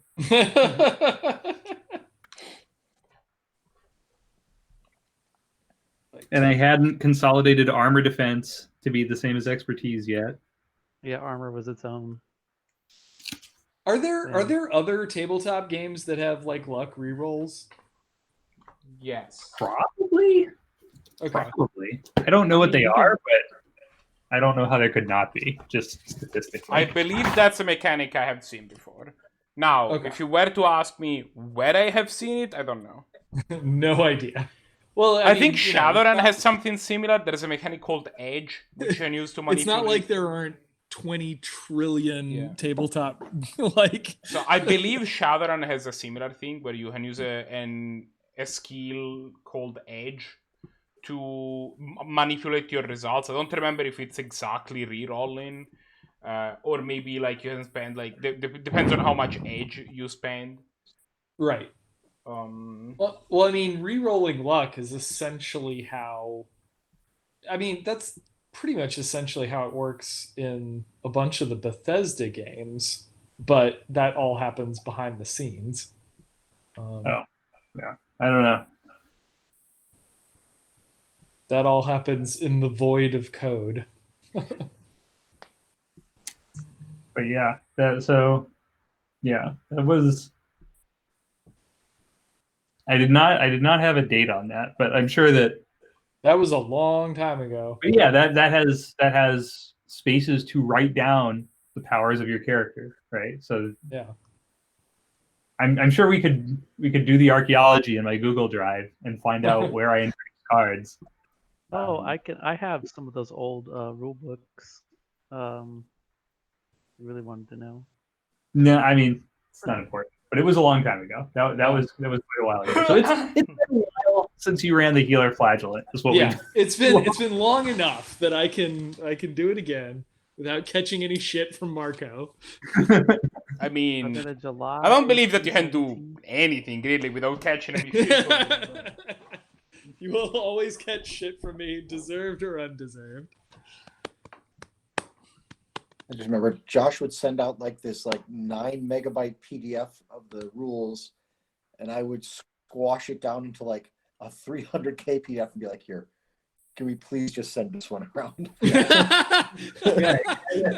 Unifier, which I don't know why. Passion has existed for literally decades. For the love of God. Yeah, why doesn't PDF just work that way? That's true. Yeah. What did you do to compress it? Because you didn't sell a zip or anything. It was a different PDF that was smaller. I can't even remember I can't even remember how I was doing it anymore. There are websites. You can open a PDF in Adobe and have it squish it for you. This was a website. I remember because I did it once or twice. Oh, okay. Okay. Well, I also have had the pro version of Adobe for so long, I don't remember what's free and what's not. Yeah, I don't think I have I'm down here trying to get the table scraps. I don't have the pro version of Adobe. I'm not gonna say that I do all my image manipulation in GIMP, but I do all my image manipulation in GIMP. Like that. Look, there's nothing wrong with GIMP. Or at least there's not much wrong with it. Yep. I recently finished. I've been doing some. Occasionally, I dabble in some pixel art and spriting, and I recently finished creating an alternate sprite for dealing to the path randomizer. Which basically when you create a randomized ROM, you can ask the game to inject a different sprite instead of links to play as. And there's at this point a couple hundred of them. I made 2. But like I recently finished, and you don't understand how much of a pain it is to completely refine one of those things in GIMP. Partly because there are, I believe, 184 poses of link that you have to modify. Most of them are easy once you have created the keyframes. So once of them, like, they don't matter as much, but like a lot of them are similar to each other. You just get to do a little bit of modification, but like nice. I do 100% believe that if that would be made faster by having a program that is better at that game. It is so much of a pain to like. And like the thing is that, for example, you have a limited palette, right? Like, and the game switching colors in GIMP is something that like I think it requires 2 clicks too many, which is it's not that big of a deal. But it's still, if it's an operation that you have to perform, you know. If you hit the Alt key, you can Alt click and it will select the color without changing from your brush tool. And then you can just create a palette. I know, but like sometimes the color that you're switching to is not on screen, right? Like it's. No, you just create your own in-image palette. I don't think that GIMP can do that. It can. It absolutely can. It definitely can. So maybe I'm bad at it. There is also that possibility. Look, I'm not exactly a professional sprite artist, okay? Because like I just sometimes when I'm just like spitballing, I do that in Photoshop. Just do like 4 color swipes on whatever I'm working on, and then I can just quick sample from those color swipes. Maybe it's only a Corel Painter feature, but at least I think you can just make a palette in Photoshop where you can like. Oh yeah, you definitely can. And then you definitely can. I'm just being hella lazy sometimes. Well, I mean, it's also like 6 in one, half a dozen in the other. Like, it is. Yeah, if you put it in its own layer, just as fast to do it right. Like, there's no. You know, like it depends on if you're coming from the painting world or you're coming from the digital world. And sometimes the painting world just makes more sense to me, and sometimes the digital world makes more sense, and I use them kind of interchangeably. I have held the paintbrush in my hand, I believe, 5 times in my life and hated every one of them. There you go. That's where I'm at. Well, look, not every Italian can be Michelangelo. That held together. Mickey paintbrush. I thought that was going to collapse under its own weight. Held together the whole time.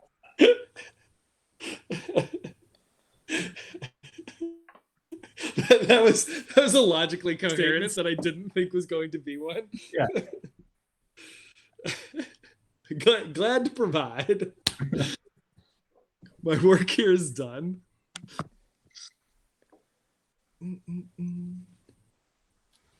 Cool. All right, so I'm gonna build out a flagellant healer at level 1, correct? Level 1. All right. Back. Todd, it's probably gonna kill Todd. I feel dead inside. You know how much Todd hates level 1. Well, we'll get through level 1 pretty quickly. Yeah. And level the other one. thing I hate is level that one of the things I like about both, like especially SLAB, but Word and Use the same, is that it feels like your character is still capable of doing cool things at level 1. Yes. You're not don't like feel in like a D&D when complete like at turd. level 1 your ability are sword or I can use magic missile once. Like Right. And then just bash the enemy with my forehead. Yeah, it's like come on. Yeah, I really enjoy games that are like where you're a complete turd at the start. If they are like, I enjoy video games like that. Like and a lot of Bethesda products are like that, right? Where like you are just completely effing useless at level 1. the thing is But that it's fine sorry, go ahead. because like that's part of the experience. But like with a tabletop game, being a complete turd at level 1 is like everyone's just sitting around not able to do Like anything. it's more like the thing is that I'm fine paying the price of being a turd at level 1 if we get past that phase quickly and I'm planning to play this game for like long enough. But like right. if you're playing If you're one only shot, gonna get to like level the 5, problem is that like, if you're playing something that's gonna last for 5 sessions, right. wasting 1 or 2 being a turd is not acceptable. That's absolutely true. That is the thing. If you're gonna play something for 5 years, then yeah, that's a different thing. Yeah. Oh, and by the way, I don't know if you guys have played Fallout 76 since the update, but they made a truly horrible game into an actually playable game. So that was not like good, but like at Even- least it's functional at this point. like even among I play a ton of post-apocalyptic video games. And even among post-apocalyptic games, it was unplayably bleak.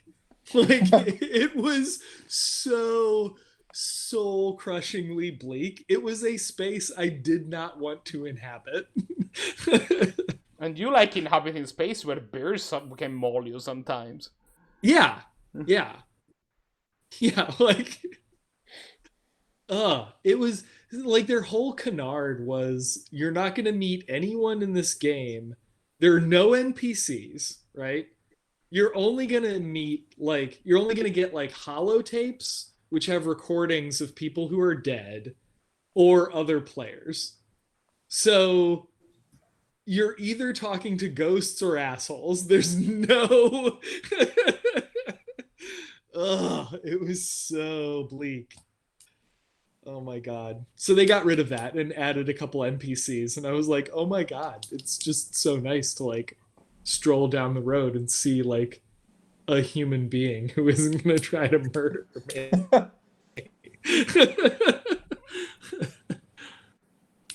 So I'm looking at these old files. I see a 2016 file that has no reference to cards in it. Really? That recently? Well, I mean, weren't we already playing in 2016? It has a character building guide. I guess that was 4 years ago. It says pick a class, pick stats, pick armor, calculate defenses. When did we start? Determine your speed, pick your schools and skills, pick implements, copy powers to your character sheet. Cross out extra rerolls, find your hit points. Fill in your defense quick reference. It's got this really cool like HP, class, school, skills, schools. There's a lot of cool reference sheets back in the day. Right, because you had to like do stuff by hand. Like Right. You didn't baby us back in those days. Well, it was like back in the before times when I thought that like this would be digital supplement to a largely physically performed game, and I wouldn't have to make every goddamn thing executable. There's a one-page sheet. You for, sweet summer child. For implements and the defense bonuses. So you get defense bonus, armors, implements. It's got class, implements, armor, and so yeah, that was all in 2016. Even in November of 2016, but in 2017, it did change. But I don't have an updated rulebook. Yeah, because I think what happened was, if I remember the timeline correctly, we played the game and the problem, and it had the issue that because you could do everything every turn, there's a lot of like decision complexity. Yeah. And so that was kind of like bogged you down. And then we played the Penny Arcade, Thornwatch.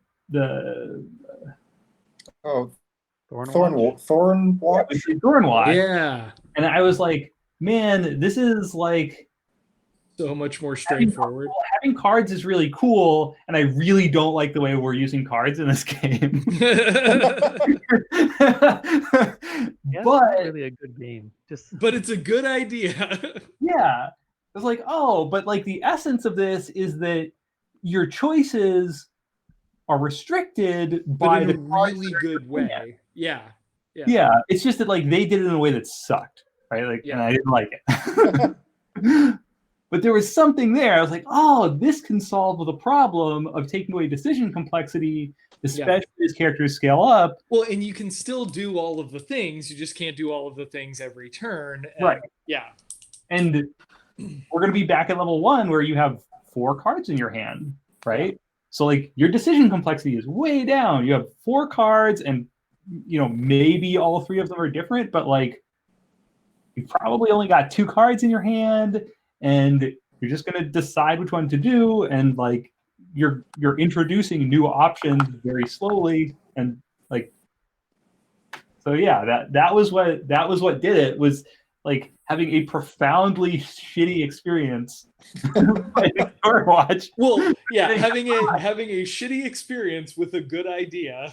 Yeah, like, oh, there's something in here that if it didn't suck, it would be awesome. Yeah. Yeah, so March 2017. Oh no, that's the heart of engineering. Yeah. May of 2017. I'm gonna have a pickled sausage. Yeah, they have cards. So May of 2017 has cards in it. Yeah, it must have been sometime, because I remember we played it. It was spring of 2017. Oh, we played Thornwatch? Yeah, that we played Thornwatch. These are the best pickled sausages. So there were 5 entire years where this game existed without cards, which seems crazy now. That does seem crazy, yeah. But I mean, but it was supposed to be a patch for 4th edition, right? Like that's what World Anew was. Is it was like it was supposed to be like 13th Age, right? Before 13th Age existed. I'd like you guys to play that one time because it's a fun game. I would absolutely be down to play it. Because I liked 4th edition. I thought 4th edition was super fun. They just made a couple of mistakes that. Yeah, they didn't make it playable past level 10 or something like that. Yeah, but it was easy to fix. Yeah. I don't know if you remember this, Steven, but we had, during the campaign that I was running for you, we got to like level 10. And I was like, man, these things are really dragging. And I cut off 30% of all monster health and added 50% monster damage. And like, it was funny. It was fine. Yeah. It was that simple. It was really easy. It was incredibly easy. They just hadn't tuned it at that level because most campaigns peter out before that.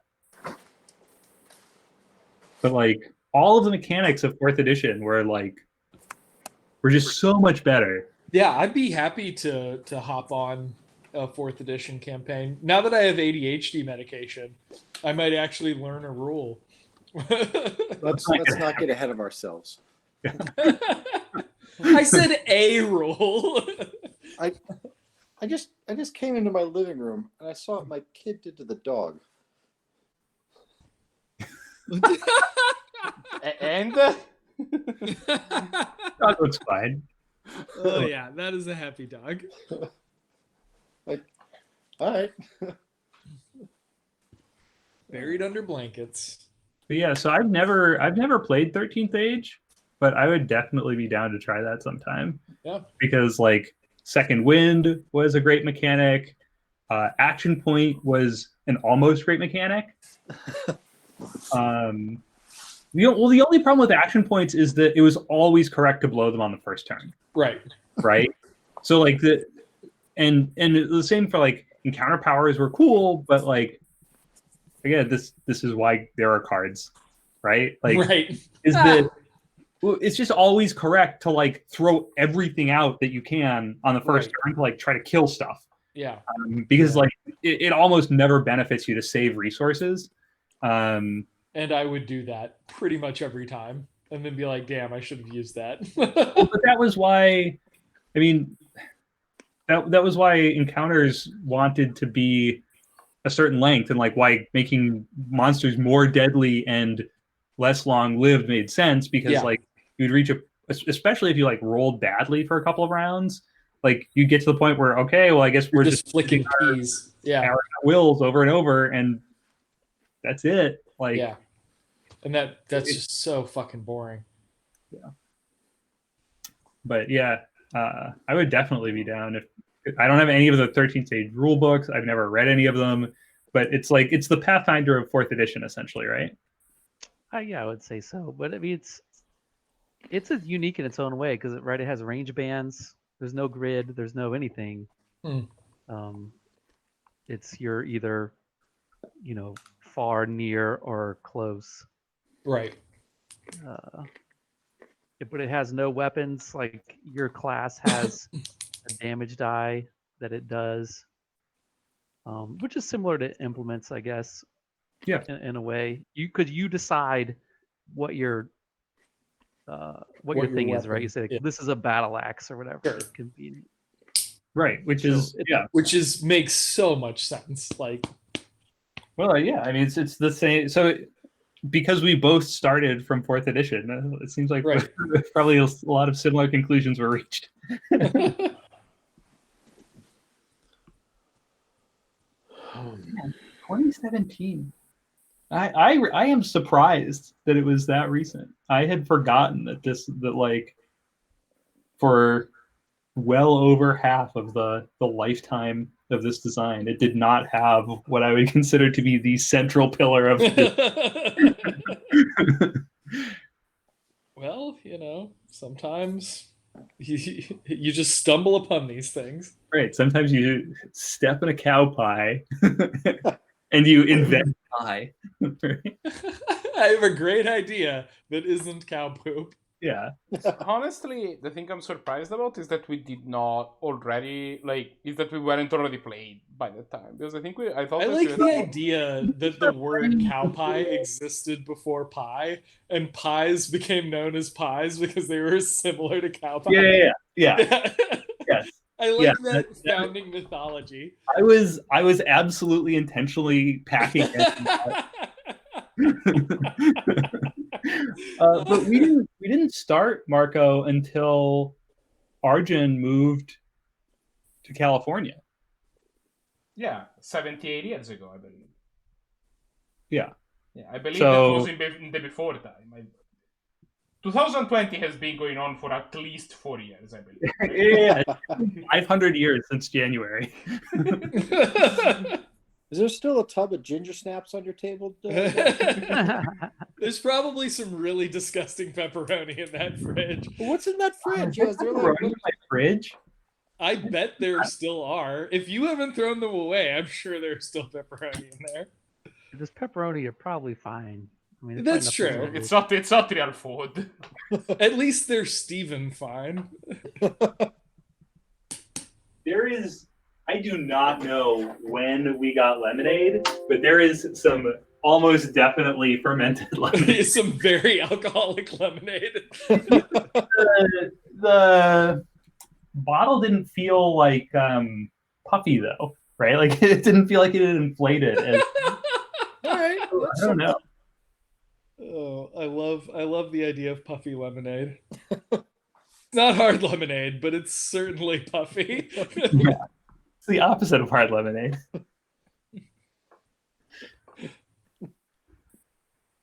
Yeah, so we'd have to ask Arjun when we started playing. Arjun, you know this thing you never did? When did that start? And it was after you moved to California. I mean, Prior to that, we had been playing Commander. was I there a remember campaign that before? we play Commander Night at certain point evolved into we do anything except for playing Commander Night. That was a thing that happened. and then Arjun moved away and it became this. Yeah, that's right.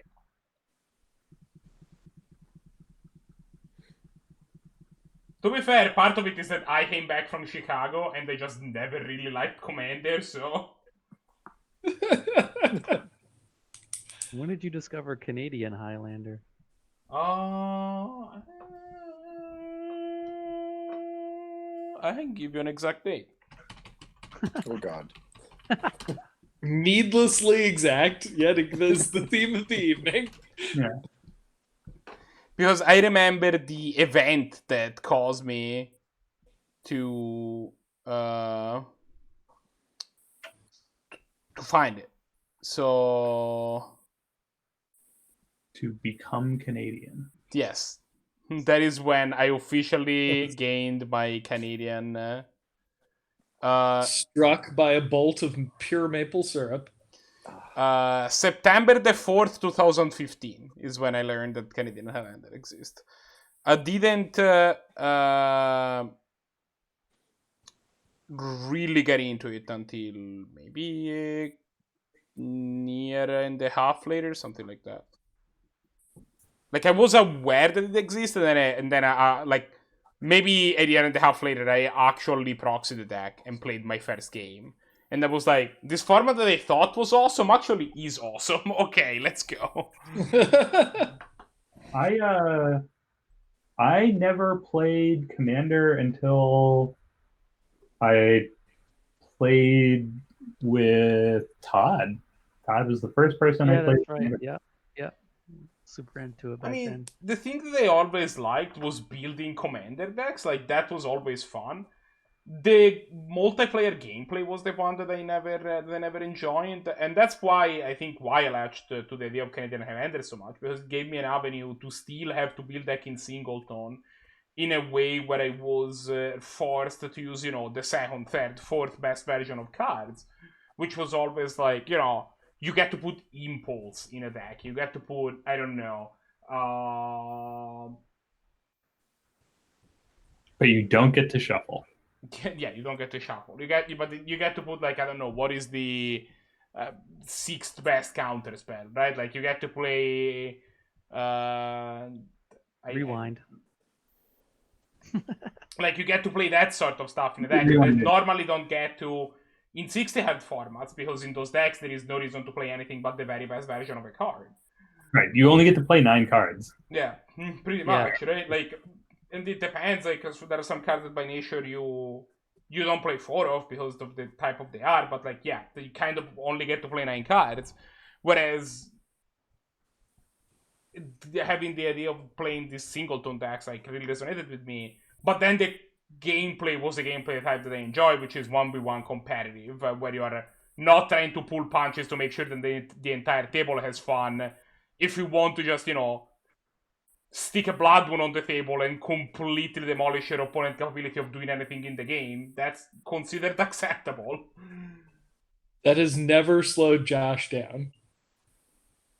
It hasn't. I remember the first time I played. I remember the first time we played Commander, and like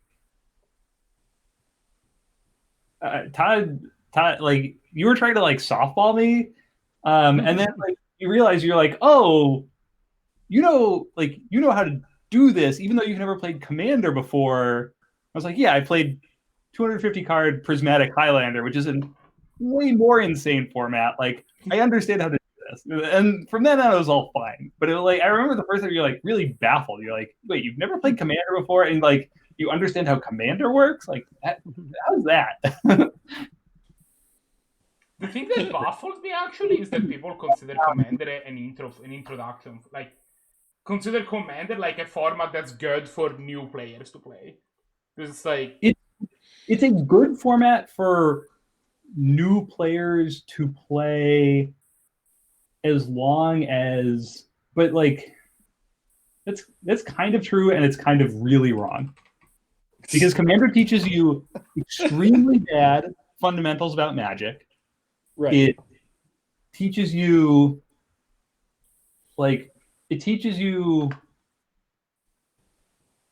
like all of the wrong things about like how to play, right? For all the reasons that you don't like multiplayer, Marco, right? Like the multiplayer aspect of it is not, it's teaching you the wrong things about how to like win games of Magic. Mm-hmm. It has every mechanic ever printed in it, which makes it impossible to learn, right? So like, but because you're in a multiplayer environment, like it's social, and you know, like if you're not threatening, people probably won't just kill you right away, and like, so it has these positive social aspects. But in terms of being a Magic the Gathering format, and also like because you have a commander, it teaches you totally incorrect things about like notions of card advantage. Yeah. Because it also teaches you like it teaches you the wrong things about how to like build a mana base.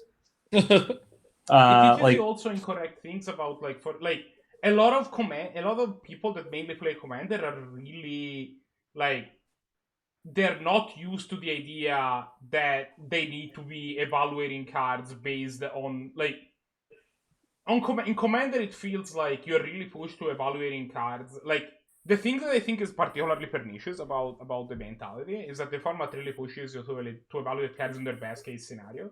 Because like unless your deck is working kind of on all four cylinders and you are and your cards are the best they can be, you're probably not going to win the game anyway. So there is like no reason to build to anything but the best games. Whereas, like, in normal games of 60-head Magic that you're playing 1v1, you kind of need to make sure that your cards are capable, like, you need to evaluate cards for their average case and to make sure that they're in blanks in their worst case, right? Like, that is, like, you can't just put pieces of cardboard that unless your deck is working the best it can be, they don't do anything. Whereas in Commander, I think that's not true. And I've noticed this with a lot of Commander players, that they are hopelessly affected by best case scenario mentality. Mm. Yeah. So, but 250 card Prismatic Highlander, great format, not as universally beloved as it deserves to be.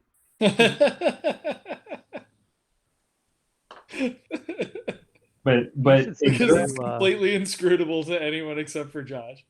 Have you seen the new Cobalt Legendary 0-1 with partner? Yeah, that card is awesome. I know, right? I figured Josh would really like that card. What's it called? So I can just tell you, this card is 0 mana. It has, I believe, Menace, Haste, and Trample. It is, however, a 0-1. It's a legendary creature Cobalt. Yeah, and it has partner. Yeah, and it has partner. I would play that with no partner. I mean, that's kind of like... So one of the last Commander decks they built before I had to stop playing the format was this deck where basically, like... You play a Kiri, Lionslinger, which is the white-red 03 that comes in with like a built-in cranial plating. And then the deck played a black and blue, and it has partner. And then I played Silas Ren as its partner with no blue or black sources because I wanted to play 2 more artifact land and 2 more signets. That was the deck. And cranial plating, actually. That's the other thing I wanted to be playing. Literal actual cranial plating. I put a picture of the card. No, why would you do that? What any of this means. Yeah. Partner is such quitter talk on this card. Oh, yeah. Yeah. This is you're right. This is exactly my speed. I love this card. Yeah, exactly. It's 0/1, first strike, minus trample. Yeah. Here's this card. It has 3 mechanics that are completely irrelevant on a creature with no power. It also has no power.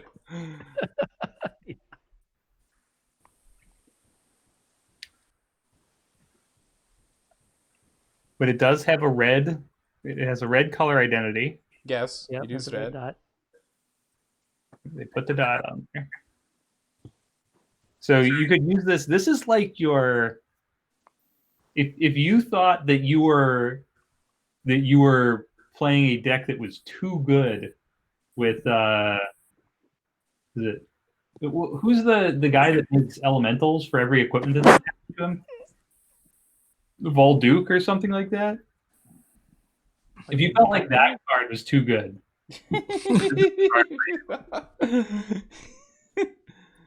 Have you ever thought that this card was too good? Well, boy, oh boy, howdy, do I have the card for you. Yeah. They also made an actual legend card for Togo, the Goblin Smith, which had appeared so far in just a bunch of flavor text so far. That was my favorite part. I don't even remember what the head does. I just like that they made a head for this character. Like Kark, who has with no thumbs. Yes, Clark the Thumbless. The thumbless, yeah. I was like, man, that's pretty good. I have not followed these spoilers at all. To be fair, It's neither just have like I, the new except for drafting the set. 78,000 people that have complained to me about Acquisition Agent. About what? So they printed a black card, which is like a 3/2 flash for 3, and it says that you control other players while they're searching their library, and Nice. whenever if a player would find a card, instead, whenever a player finds a card while searching their library, instead you exile that card and you can play that card for as long as it remains exiled. So the way that it works is that you get what they pick and then you get it. Wow. Instead of them getting it. Such a dick move. So you get to play it and then you get to exile it. So the way that it works basically, if anybody at any point is searching their library for something while this card is onto the battlefield, yeah. Instead, you search your library and you get and whatever they would find normally, instead you get it. They don't get it. You do. Brutal. People have been complaining about this card a lot because it's probably going to be played in other formats that are in Commander. It seems likely. Well, it costs 3 mana. It's not legal in Modern. No. It's probably awful. Sounds unplayable in all formats to me. Well, it's probably playable. It's at the very least playable in Commander, which is a format that I know I have For sure. interest In other equally fake formats. Yes. Yeah, exactly. I don't think that it would be impossible for this card to be legacy playable. I would definitely see the blue one maybe being legacy playable. I do. I mean, so the blue one might be legacy playable because you can pitch it to force. So the blue one is also a 3/2 for 3 with flash, and it says if an opponent would draw a card except for the first card that they would draw each turn, instead you make a treasure token.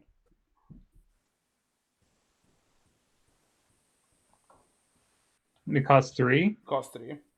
This card is definitely vintage playable because of Black Lotus existing, but it's probably legacy playable. It's kind of like an Narset that's more fragile but has flash.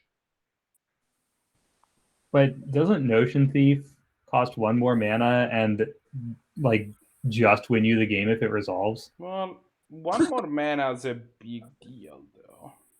Yeah, but 3 is already a lot. Like Also, paying 3 for a minor. Also, compared to Notion Thief requires you to be in black, right? Like this card's just blue. I guess that's true. Like, black's not really a color that you play in Legacy if you're interested in doing this sort of effect, from what I have seen. But like, I would see like some sort of Miracles pile or some sort of Snowco pile wanting that card, especially in the board. Yeah, I have no idea what the Legacy metagame is like right now. But I know that the only time I was interested in casting spells that cost 3 mana is when either they allowed me to play a 15 mana card for free, or it turned all my opponent's lands into mountains. I mean, people are playing people are playing Uro. Like Uro and Oko are both cards that are widely playable widely played in Legacy right now, right? Yeah, but I don't want to play fucking mid range. I mean, well, it's more like control than mid range, but yeah. I'm sure it's fine. I haven't paid any attention to the Legacy metagame in like 2 or more years. I would believe you that it's playable. It sounds like hot garbage to me now. Hot garbage. All right, y'all. I'm calling it a night. No, all right. Why? Yeah, We'll reconvene in 2 weeks. If you can if you can send me like the one to 2 sentence blurb of who you are and what, like at very high level, what your what your objectives are, Sure. then that will be helpful. But other than that, it's fine. Oh, also, language is not a problem. There is like common that's used in the other side of the world. Right. So basically, there's this notion of the old speech, which is like when you are in the unknown and people start speaking it, you sort of like remember it. Okay. Like it's something that you like vaguely knew once your brain. Yeah. Yeah. As you're introduced to it, like you very quickly acquire it. So there's this like other language, but all Esperanto. Like, yeah. But like individual languages do exist, and like there may be places where it's useful to know other individual languages, but like generically speaking, if you don't want language to be a problem, language doesn't have to be a problem. Right. Okay. Cool. So no game next week. No game next week. I will be hard at work trying to build dungeons and or getting distracted and doodling. Fair enough. Dungeons and doodling. Doodling and on this session 0, you want us to have, is this where we present our character or where we decide? Should Matt and I choose by then, I guess is my point. Yeah. So ideally, and there, like, session 1 won't be, or session 0 won't be combat heavy, obviously. Right. But the idea will be that like you'll at least have a character concept, because session 0 will occur in the game world. And even if you don't have mechanics, that like there won't be that big an issue. But yeah. Well, I'm sure we can build level 1 characters. Yeah. In 2 weeks. Yeah. All right, y'all. Oh man, that is a giant picture of Jim Henson. It is an enormous picture of Jim Henson. It's a standard 2x3 poster. Yeah. All right, y'all. Behind it has Richard Feynman, Cesar Chavez, Jackie Robinson, and Frank Sinatra. Wait, what do you mean behind it? I mean, behind that poster, there are other posters. Nice. Frame. Just stacked up. That's Oh, cool. why? Because that's how you could buy them from Apple. You bought them in sets of 5. Oh, crazy. Okay. All right. That's an archaeologist's wet dream. All right. So yeah, you guys decide. One of you gets to tank, and the other I one. found one of the lost I think it's, premieres. one gets the I thought DPS. Topher picked Yeah. the tank build. I Yeah. thought Topher had the He tank. did. yeah, as well. Topher's the tank. It's in One of you DPS and control. Yep. Yeah. And I'm gonna All right. be a healer. We'll figure it out. All right. Sounds See y'all. good. Good night. Late. Everybody stay healthy. Bye. Bye. But